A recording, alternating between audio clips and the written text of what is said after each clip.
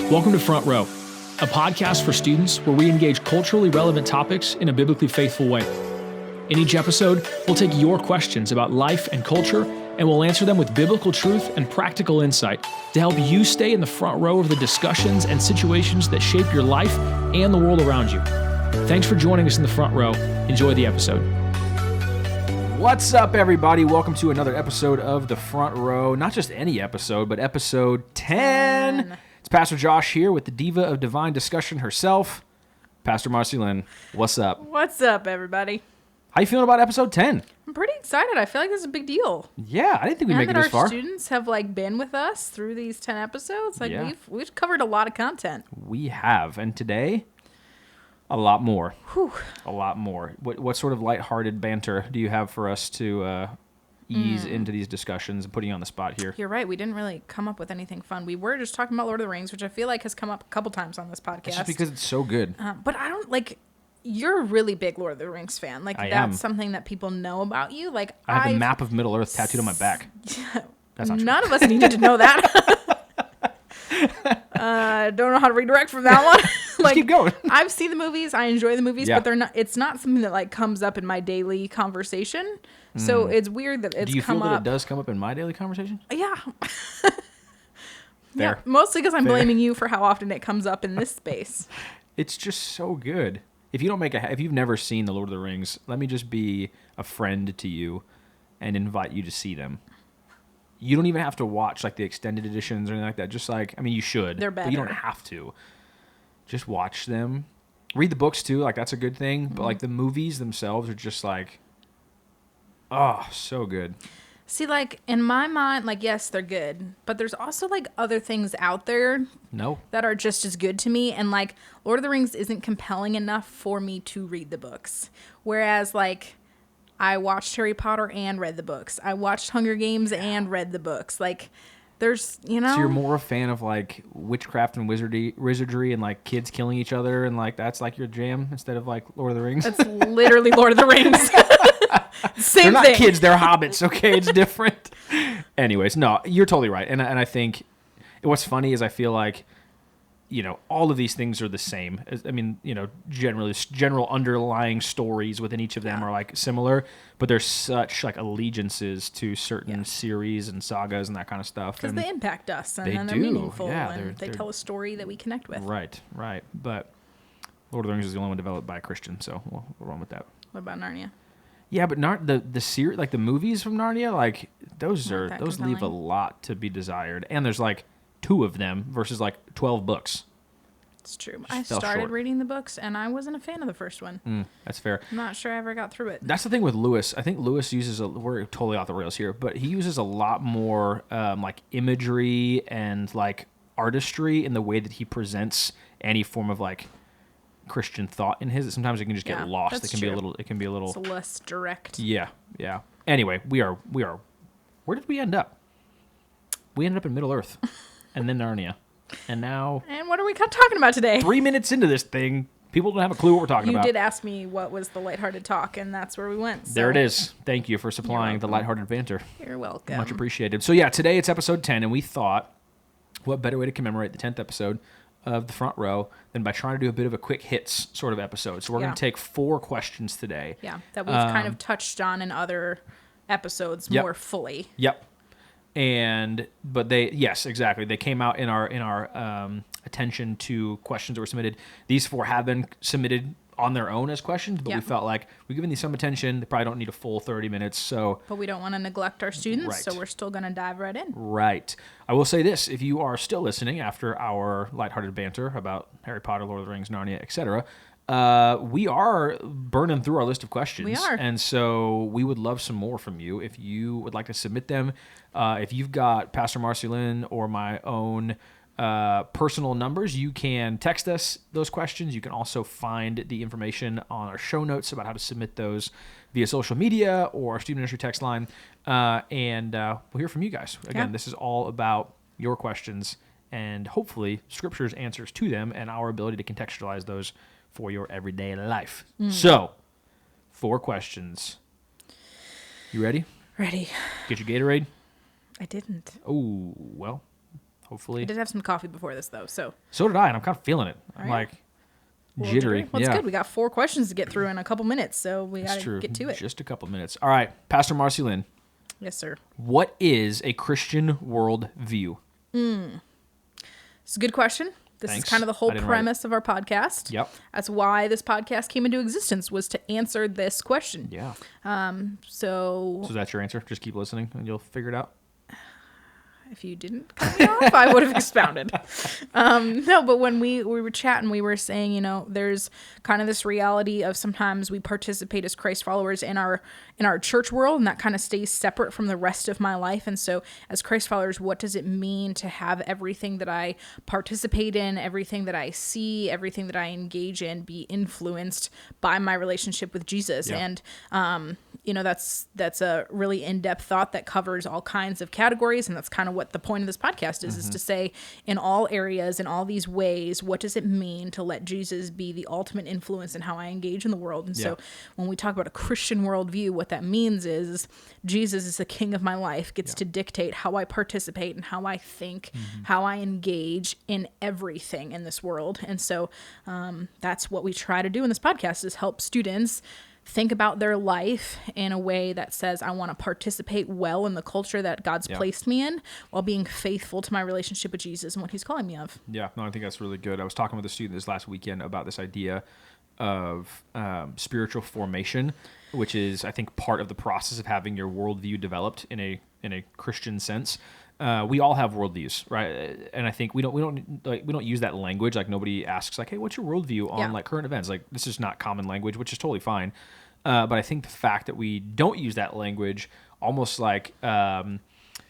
makes us oblivious to the fact that we have a worldview. Like, we unintentionally have these thoughts formed. Yeah, exactly. And part of the reason why it's called a worldview is it's the way in which you view the world, right? And so it's these lenses, so to speak, these glasses, these windows we look through to see everything. And it's what we look to for, like, rationalizing things that go on around us, understanding our own participation and involvement in those things. What should I feel about? Fill in the blank. And to your point, we can often sort of treat our worldview separate from our Christian faith, but probably subconsciously, in a way that, like, we don't even think about it necessarily, because, again, I'm almost just not even aware to the fact that I have a worldview. I'm not conscious to that.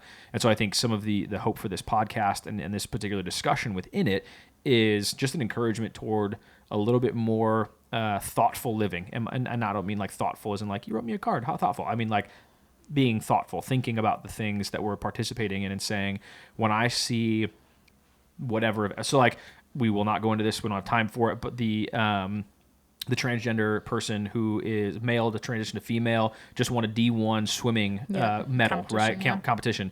That is that's a current event that's happening in the world. We all have a worldview. We all have a way by which we see and interpret that experience and say, what do I think about that? How do I feel about that? How do I engage in that? What do I want to talk about that with?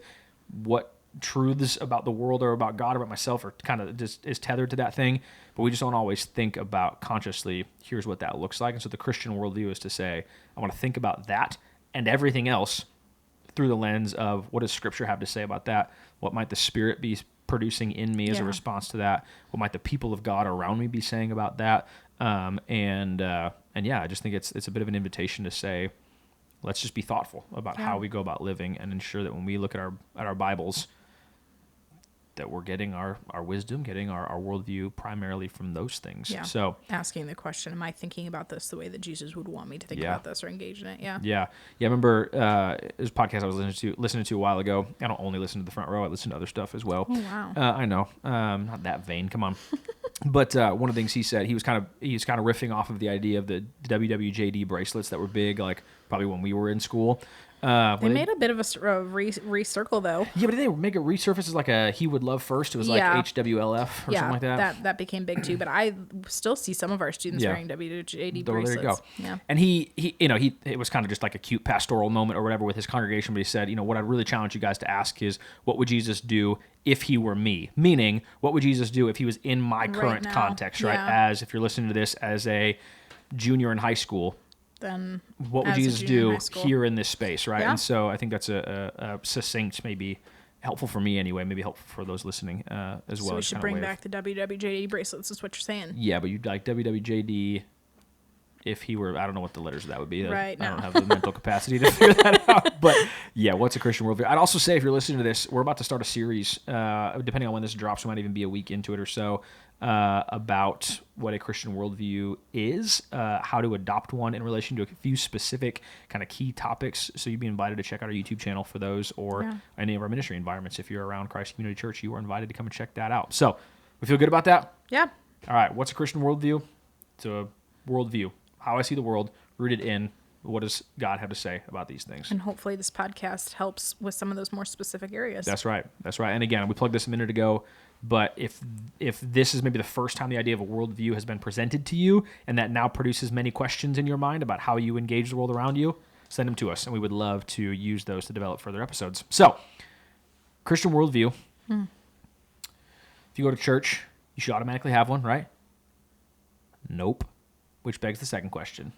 Why is the church so full of hate, Pastor Marcilyn? When we open our Bibles, one of the underlying realities there is that we serve a God, we worship a God, we know a God who is love and who is loving. Yeah.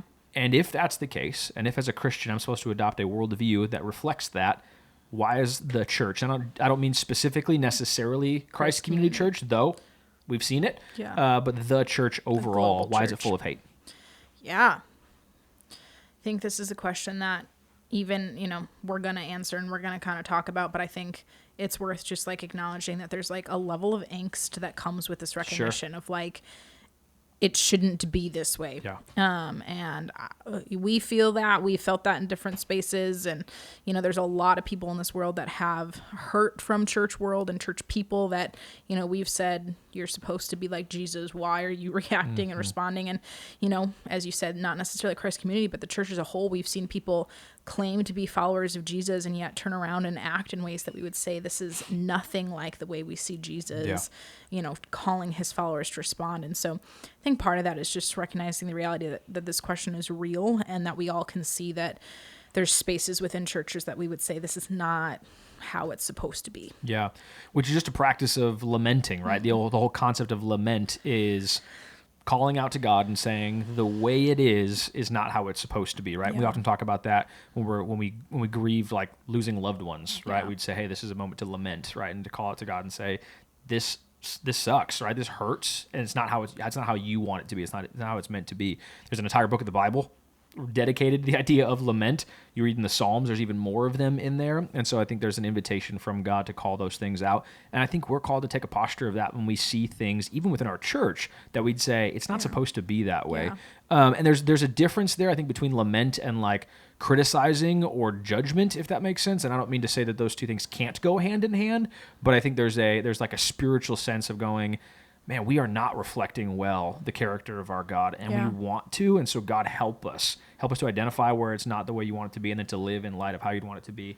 That might coincide with whether personal reflection or interpersonal conversation of saying, hey, my life or your life might not be reflective of that. How can we encourage each other toward, Christ-like living, right? Yeah.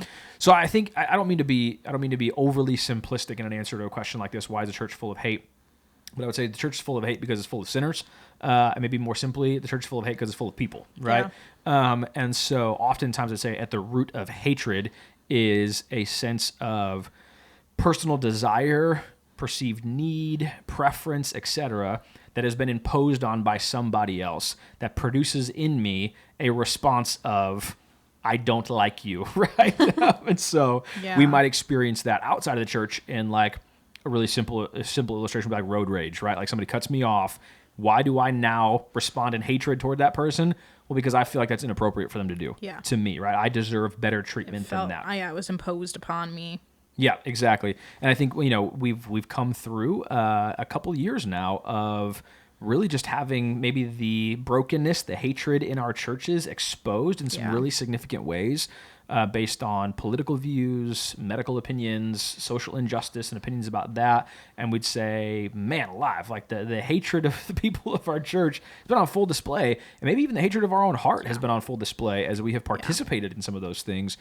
And so I think the reality is, and this does not give us permission to write off the presence of hate in our church, but it's there because we're there. And so this should be an invitation as we see that hatred or what, and maybe sometimes it's a strong word. And so we're like, like, is that just, people arguing and yelling across the aisle? Or is it like, no, there's probably some underlying, even subconscious sense of what that hatred might look like. So I don't want to automatically jump to like hatred has to be some like visceral disdain for someone else, right? It could just be those an unwillingness to show love in a situation or a moment or a conversation. Yeah, exactly. And so I think there's a sense of the recognition of that maybe expressed by others should invite me first to ask, where does that exist in my own heart? Where am I prone toward maybe a bit of self-idolatry that causes me to respond in less than love towards somebody else in my community? And so it's there because we are. Yeah.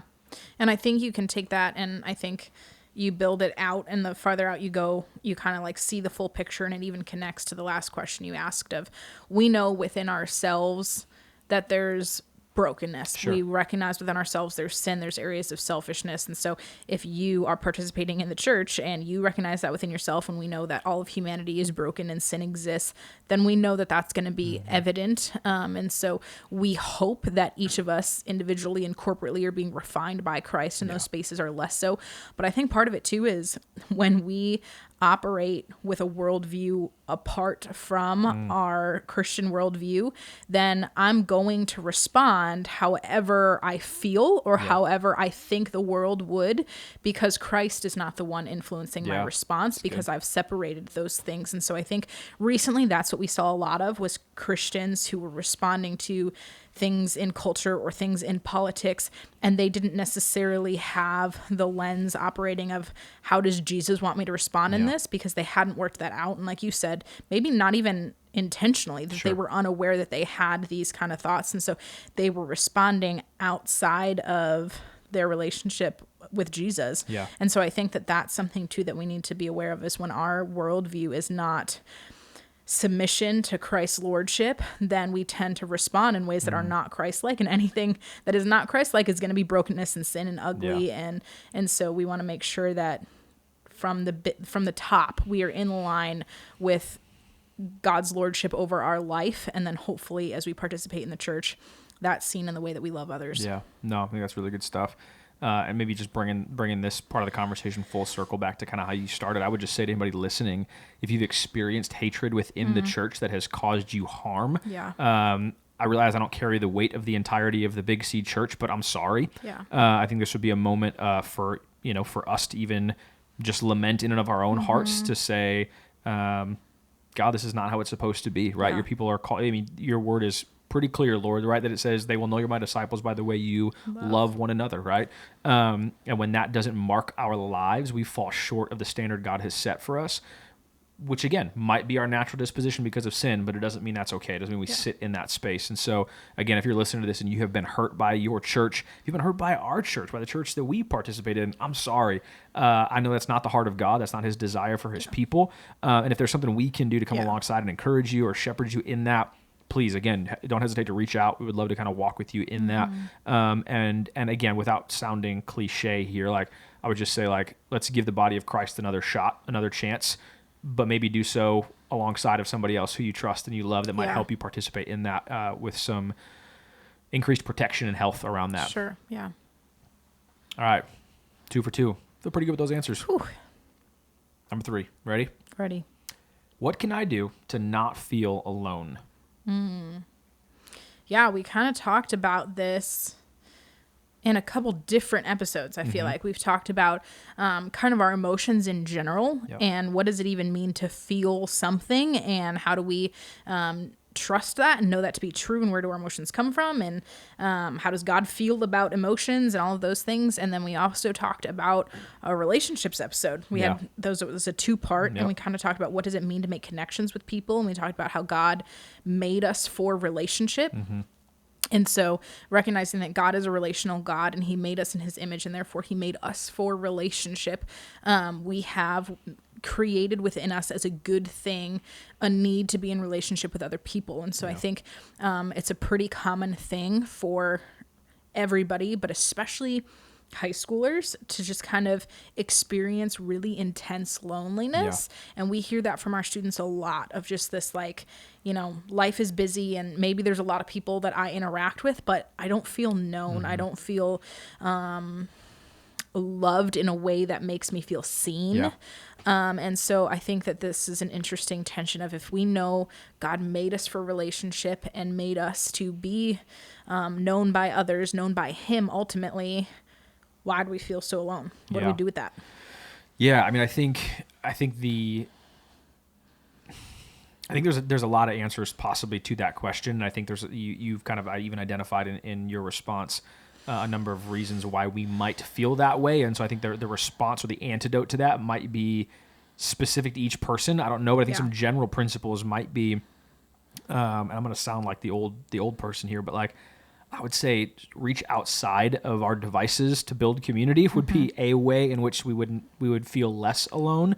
You know, again, even going back to our series that we did in our ministries about the idea of being created to belong, you know, it was like, man, we're more connected than ever before. I mean, we have smartphones and computers and like all that social media, right? That we're able to connect. I took a couple mission trips down to Brazil, and I can reach out to those people instantaneously just to say, hey, how are you? Right?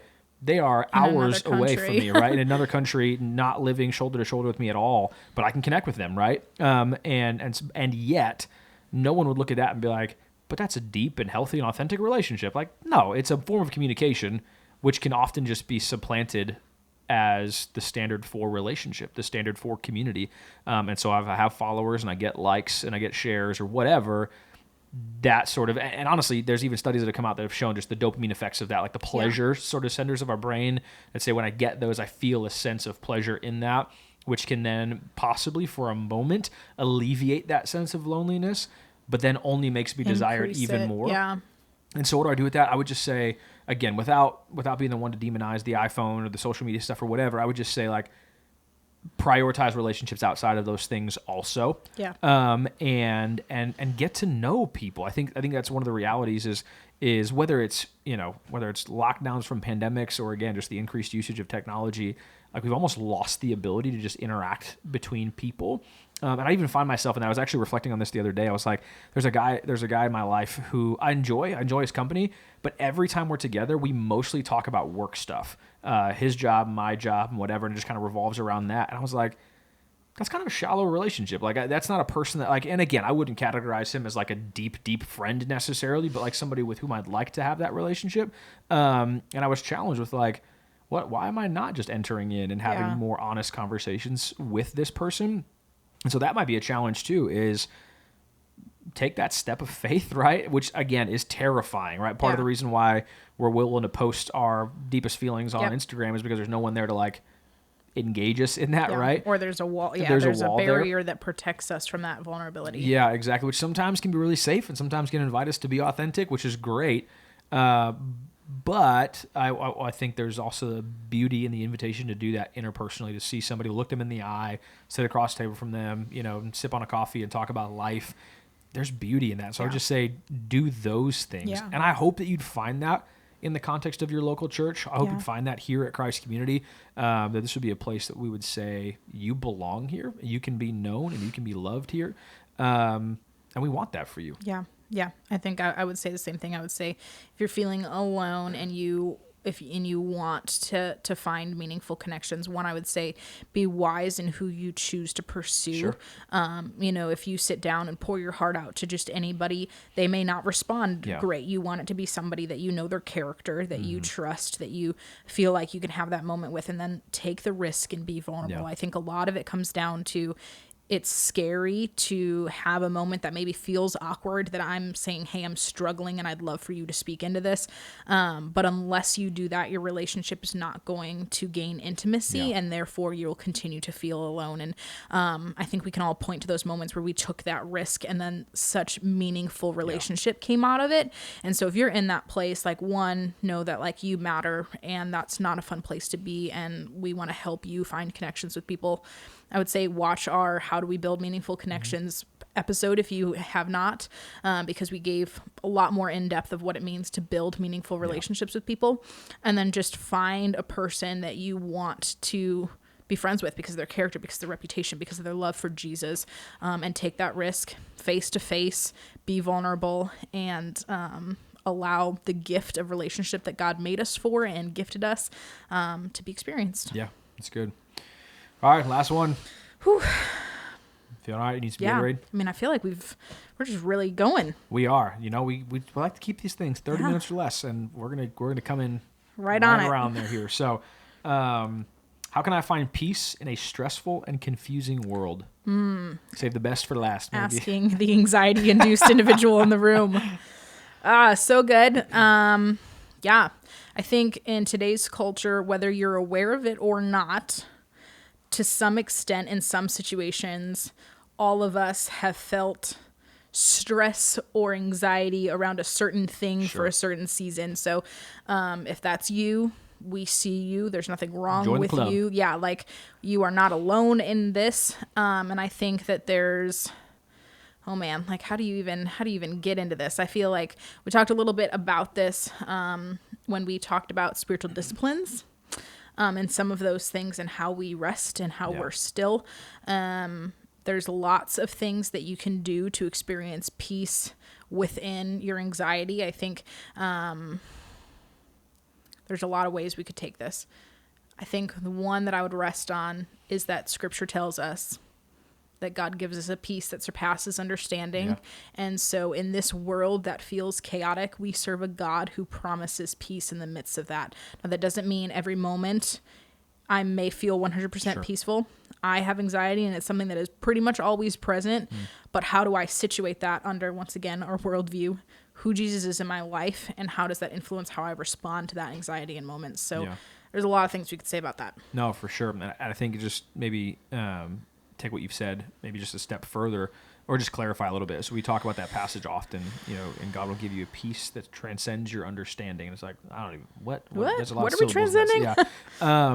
And so like, I mean, you translate that, let's put it in like 21st century language. It's like, it's a peace that doesn't make sense. It goes beyond my ability to understand. And so like in moments where the rest of the world would say, you should be freaking out right now, God's promise that comes from himself is, I'm going to give you peace. I'm going to give you a peace that doesn't make sense. And so, you know, let's just be crazy hypothetical here for a second, right? Your house burns down and the rest of the world would say, you should freak out, right? Let's say everybody made it out alive, but all your stuff is gone, right? All your stuff is gone and you should just be wigging out, right?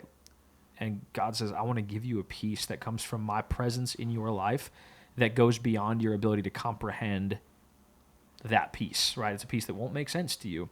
And I think that's just a beautiful thing that sometimes I'm slow to cling to because I just jump straight into like, how do I fix the thing that's in front of me? My house just burned down. Here's my 30-point to-do list on how to get things back in order, which is just a, in the positive sense, it's like me sort of taking this level of responsibility and participating in whatever may come next, right? So I don't want to totally demonize like activity, right? But there's a sense of, a sense of idolatry that comes with that, that I might be in control of the situation around me, that I might even be able to produce peace on my own. And there's also kind of a stemming off of that would say that if things are not happening the way I want them to, then I can't have peace.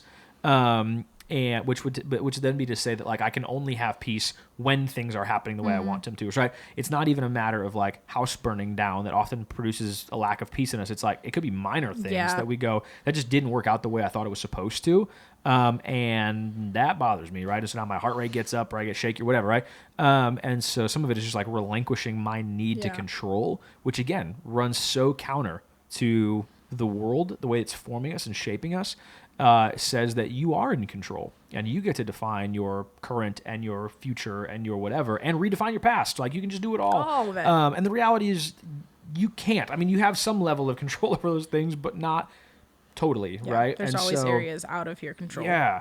And so what does it look like to surrender those things to the Lord and claim his peace that goes beyond our ability to understand, and also really just rest in the invitation of Jesus, who says, my yoke is easy, my burden is light. This way of life that Jesus has brought us into is easy and light, which doesn't mean happy-go-lucky and no hardship and whatever. I mean, he says you will have hardship, right? But what? Don't lose hope in that. Why? Because Jesus has overcome all of it. He's overcome the world, right? And so we can rest in that. And so what I would say is, if we're having anxiety, if we're lacking peace in the midst of a stressed out world, one, like you said, join the club. You are not alone in that. And yet Jesus offers us an alternative to the frenetic pace that we might find ourselves in an effort to pursue or to build peace for ourselves. Jesus says, one, you're never going to do that. Why? Well, part of the underlying reason for all the hatred in our church is the sin in our life and the brokenness in us. This is the same reason for some of the frenetic anxiety and fear that I might experience at times, which doesn't make that in and of itself wrong, but how do I choose to respond to those things, right? And the invitation is bring those things before the Lord, cast them on him because he cares for us. And there's such beauty in that passage, because it's not cast these anxieties on the Lord because they're small and insignificant as like an order, but an invitation to say, just bring them and drop them here and then kind of take a load off, right? And there's something beautiful in that. And I think, we didn't do this intentionally where we started with what it kind of all comes back to. But I think too, like when we are looking at our world and our circumstances apart from who God is and his character, it's going to cause all kinds of anxiety because it's terrifying. And this world is not what it should be. And there's a lot of brokenness and there's a lot of fear. But if I go back to the truth of who God is and knowing that he's true to his character, that will always produce a peace in me, because at the end of the day, Jesus is king. Like he sits enthroned, he wins the victory. Like there's always peace in knowing that he rules. There's nothing on this earth that will overcome that. And so if I'm looking at the world with Jesus as king, as God on the throne, and I can trust that. I can have peace in that. And that automatically brings a sense of peace into my world, because I'm viewing it as the way that it should be, as God's world that I'm participating in, trusting that he's faithful, that he's good, that he's sovereign, that he's always going to be all of those things that he says that he's going to be, even if my world feels out of control. Yeah, no, for sure. I think that's really good. And I think that would just be one more way of emphasizing the importance of things like spiritual disciplines in your life, to increase your sense of awareness to the nature and the character of God, so that Jesus is king and this is his, like all of those things are not just like ideas and abstracted, right? But they can be realized in the very tangible worlds that we operate in. Moments of chaos. Yeah, exactly. And so hold on to those things tightly, not just as like Hallmark greetings or whatever, but as like truths that you can build your life on. And again, that doesn't mean that there won't be hardship and struggle and pain and difficulty and loss and grief, etc. But it does mean in the midst of those things, to your point, and you say this often, I think it's just good. Like God is always true to himself all the time. And I think it's just a solid reminder for us to just hold tightly to.